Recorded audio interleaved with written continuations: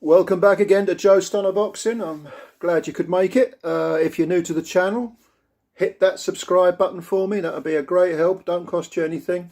If you could like the video, that would be great. Share the video. Any support you can give this channel is always appreciated because I'm trying to build it up. It's a new channel. I'm trying to get subscribers and build it up a little bit. Okay, so let's talk a little bit, and it probably will just be a little bit, about Demetrius Andrade and Jason Quigley. They fought in the early hours of the morning, UK time, or if you're in America, it would be Friday night. And it was a second round win for Demetrius Andrade.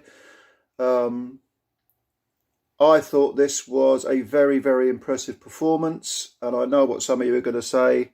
Well, who did he beat? Who the hell's Jason Quigley? Sometimes it's the manner in which you get your work done that impresses. And that's why I will go as far as to say that I think this is Andrade's, if not his best performance, and certainly one of them. There isn't much to talk about as far as the fight itself is concerned. They both came out. Andrade as a southpaw. They both had a mirror image opening minute, maybe opening 90 seconds. Where they were both pouring with their respective jabs, or, you know, just leaving the arm out, extended, trying to get the range. Quigley, to his credit, did not appear overawed. He appeared like he had a game plan, like he was about to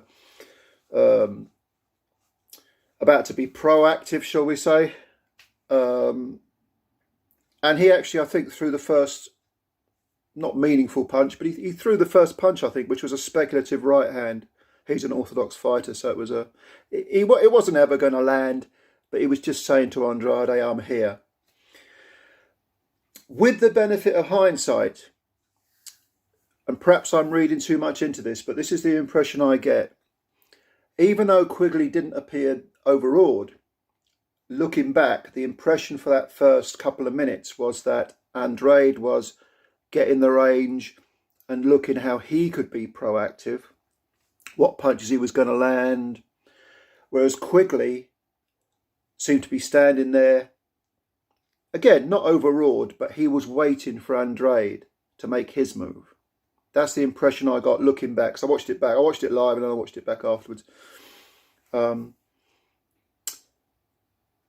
About two minutes in, roughly? 2 and a bit minutes in, Andrade suddenly explodes, and razor sharp. I mean, his timing was excellent. He went a little bit crazy in that first round, trying to get the job done in one, I think. But either way, Quigley was on the floor. A barrage of punches, which Quigley just couldn't get out of the way of. He didn't know whether to fall in, didn't know whether to back off, grab and hold.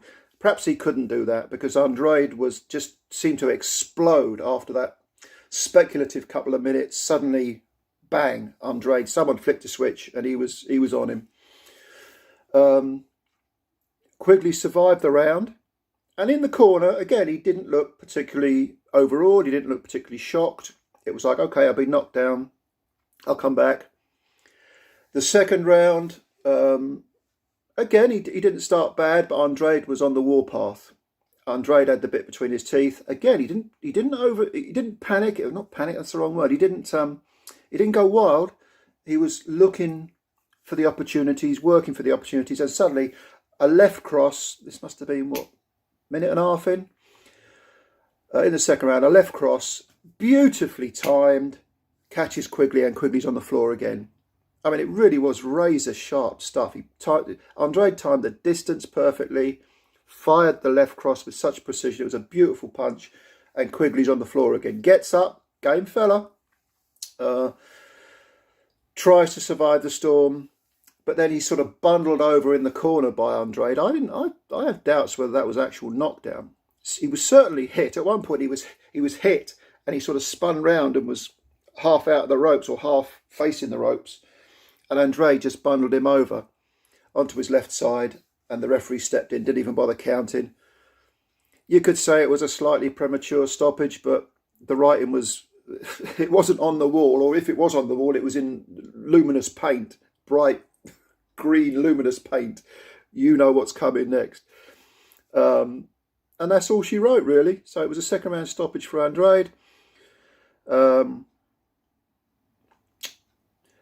you know, again, sometimes it's how you get your work done that impresses, and I think that was one of these cases because Quigley, as game as he is, and he's a good fighter, he has some ability, but he's sort of European level.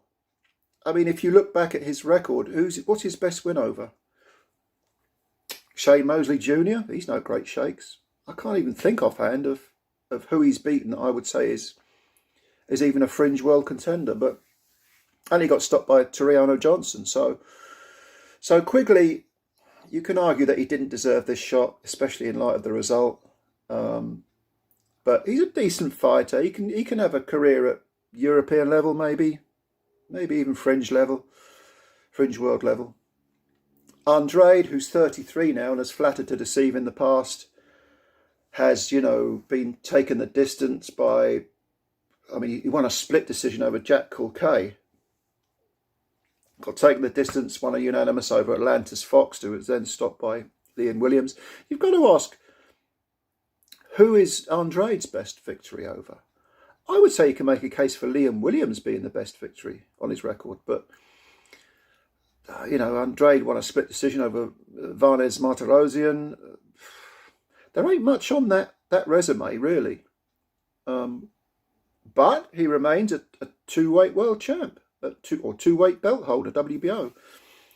And to be honest, he's never looked better. He's 33 and he's never looked better. And yes, he's flattered to deceive, but on the evidence of what we saw this morning or yesterday evening, if you're in the US, he's got a lot left. He may be one of those guys who comes into his prime late in life or later in life.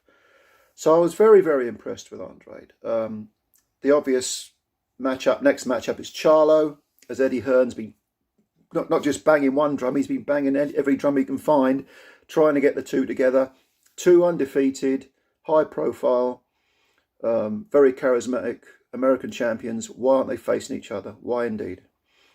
So I think that's a great next fight for Andrade. Andrade versus Charlo. Who would I pick in that? I'd have to have a think about that one. At the moment, I'll lean towards Andrade. Although, again, two round win over this fella. Maybe he's flattering to deceive again. Because Quigley is a good fighter, but he's not world class. I don't think so, anyway. Anyway, what do you think? Did you see the fight? There weren't much to see. It was nearly 2 rounds, but give me your opinions in the comments below. Again, if you're new to the channel, you could hit the like button. That's a great help. And enjoy the rest of your weekend. Thanks for watching. I'll see you soon. Bye-bye.